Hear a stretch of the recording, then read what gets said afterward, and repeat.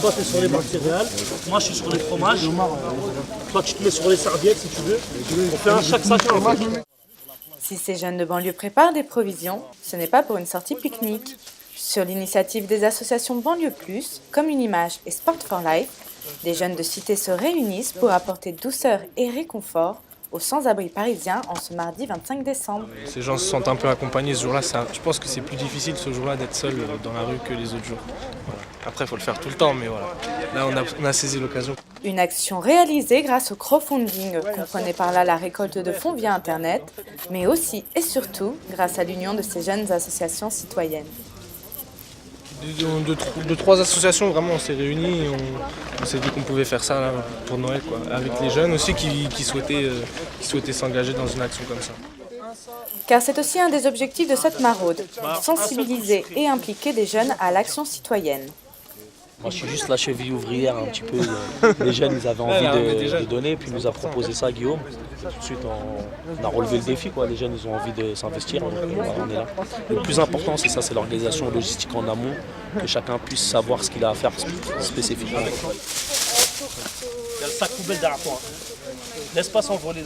Pour beaucoup, c'est donc leur première maraude, et ils peuvent compter sur leur aîné pour les guider. Donc on va faire 20 paniers goûtés par voiture.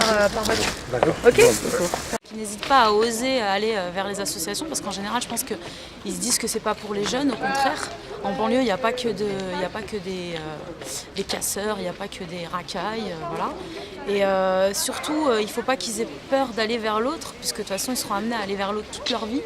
Et donc l'idéal c'est d'aller justement vers ceux qui en ont le plus besoin et pas juste rester dans leur cocon et il faut oser en fait dans la vie. Une fois les paniers prêts et la répartition des équipes complète, c'est le départ. En voiture ou à pied, les équipes se répartissent dans tout Paris. Pas évident de jouer le Père Noël avec des sans-abri. Alors, comment bien aborder pour offrir son aide sans gêner la personne ? En fait, ça va être selon comment ils vont répondre à notre bonjour. Si on se fait agresser, on va dire ok, pas de problème, c'est juste pour vous proposer un café. Et s'ils sont dans un discours, parce que des fois, il faut faire part. Il y a de la curiosité aussi de vous êtes qui, vous faites quoi, pourquoi vous venez. Des fois, il y a de l'agression de non, j'ai pas besoin de vous, tout va très bien. Essayez d'instaurer un dialogue. Un café. Ouais. Une paire de chaussettes, s'il te plaît.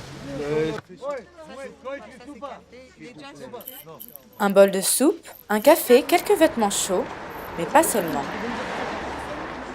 Dans chaque sac avec le café et la soupe, il y a un guide Paris Solidarité, donc on peut trouver dans toutes les mairies qui explique justement aux SDF s'ils peuvent, voilà c'est ça, qui peuvent vous poser la question, par exemple, j'ai pas de domiciliation, j'ai trop de bagages, où est-ce que je pourrais prendre une douche, etc. Et comme on n'est pas, enfin à la base les bénévoles c'est pas des travailleurs sociaux, bah, là-dedans ils peuvent trouver par rapport au département, au quartier, à l'arrondissement, etc. Il y a toutes les informations, il y a juste à savoir lire. Bon bah messieurs, dames, bon Allez, courage. bonne soirée, joyeux Noël. À la prochaine. Et déjà, les rencontres en marquent certains. Au début c'était dur, franchement la fierté des gens qui sont dehors. Tu sais, il m'a dit quoi? Il m'a dit ouais mais je suis un homme, il m'a dit quoi exactement? Il m'a dit non, moi je me débrouille tout seul. Et dès qu'il m'a dit ça, j'ai dit je te comprends. En tant que jeune comme je suis, j'ai dit je te comprends, mais un petit tête comme ça, c'est pas par faire faim. C'est pas du surego que j'ai. C'est pas de la charité. Voilà, c'est pas de la charité, ça je le fais vraiment par cœur et prends-le si t'en as vraiment besoin. C'est en anglais, il parlait pas français. Et pendant ce temps-là, dans la circulation, Donc là il faut qu'on aille dans le 18e. le trajet en voiture, c'est l'occasion de débattre sur l'engagement de la jeunesse. C'est vrai qu'au lycée, il n'y a pas trop d'engagement. Ça commence après le lycée, mais quand tu es au lycée, en gros, c'est pas encore trop intéressé à ça. Bah justement, ce serait bien justement de les sensibiliser.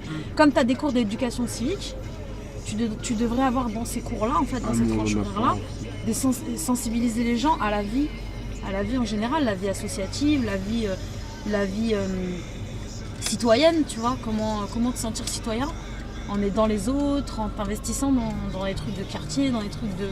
tu vois. Donc là, qu'est-ce que vous apportez au monsieur? Un panier avec une écharpe, je crois des chaussettes et un petit bonnet et un panier goûter aussi. Les difficultés d'approche sont parfois culturelles. Ah, vous parlez pas beaucoup français, d'accord. Vous parlez quelle langue?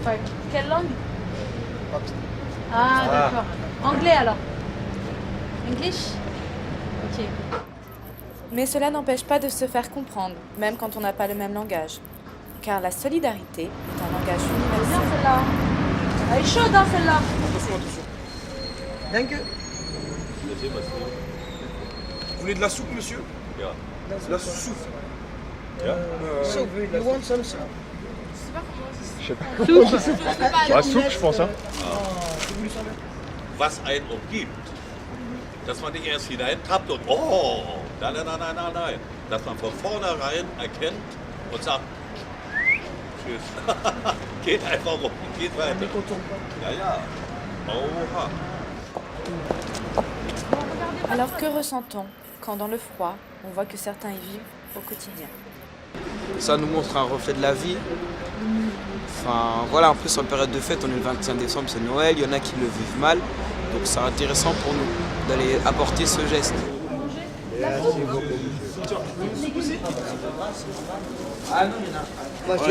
Bon réveillon.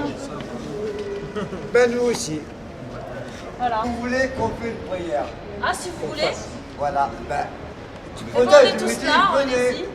Alors, qu'est-ce qu'on va demander? Au Seigneur. Allez-y, on vous écoute. Il faut donner la main. Notre Père, qui est aux cieux, que ton nom soit sanctifié, que ton règne vienne, que ta volonté soit faite, que ta volonté vienne. Donne-nous notre pain de ce jour. Amen. Amen. Je vous salue Marie. Dieu vous garde. Pour se remettre en perspective, quel impact pour ces jeunes? Ça change, je pense, les mentalités des jeunes. Je pense que c'est la première fois qu'ils font quelque chose comme ça. Et je pense que ça change aussi la vie. À mon avis, ils étaient comme tout le monde quand ils voyaient un Ça crée SDF. des ils marchaient. vocations, je pense que ça les sensibilise à la rue. Je pense qu'en tant que jeunes, quand ils passent à côté des SDF, ils ne doivent pas vraiment se rendre compte de la réalité des choses. Là, aujourd'hui, ça leur a permis de discuter avec les gens, de voir vraiment. Moi, ce que j'ai bien aimé, c'est les conseils des SDF quand ils leur ont dit qu'il faut surtout travailler à l'école, il faut s'occuper de sa famille, etc. Et c'est important, puisque là, ils sont quand même relativement jeunes. Donc, ils ont des conseils pour l'avenir. Et voilà. Moi, j'espère qu'on va reproduire ça plus récemment. Puis je pense que les jeunes, ils ont bien aimé. Moi je trouve que c'est une très bonne expérience pour notre si jeune âge, déjà parce que c'est pas tout le monde qui le fait dehors. Et j'espère que ça va influencer les autres aussi à le faire plus tard. Une action réussie et qui ne sera pas la dernière pour ces apprentis Père Noël. 2 personnes.